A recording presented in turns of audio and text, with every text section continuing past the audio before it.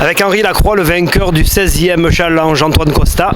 Alors Henri, 5e victoire, 3 avec Hervaux et Dédé, et 2 avec l'équipe de France.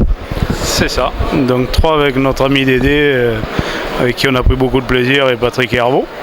Et puis 2 avec l'équipe de France. Bon, c'est vrai que ça n'a pas été tout rose ce week-end, parce qu'hier on a gagné une partie contre Montaureau, deuxième après les poules, Montaureau avec Philippe Rennes et puis Dacunia. On a gagné 13-12. On a fait une belle partie, c'était joli, mais bon, après quand on gagne 13-12, on peut gagner, on peut perdre.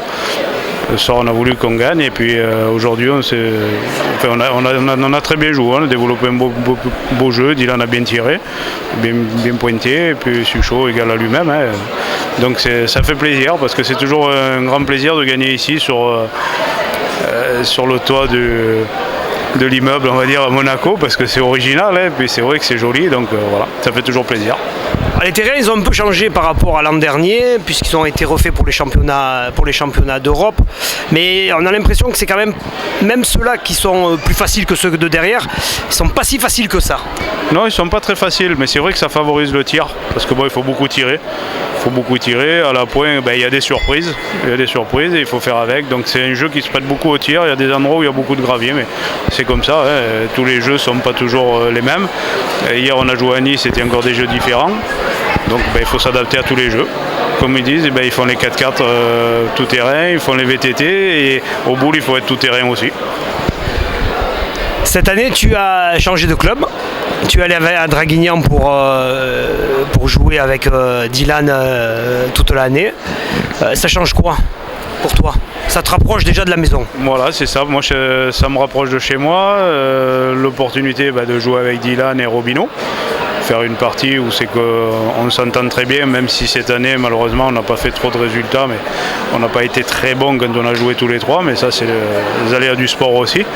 Mais ceci dit, on a une bonne ambiance, et puis je suis plus près de chez moi, donc au bout d'un moment, avec l'âge, il faut savoir faire un petit recul et puis se rapprocher de chez soi, quoi.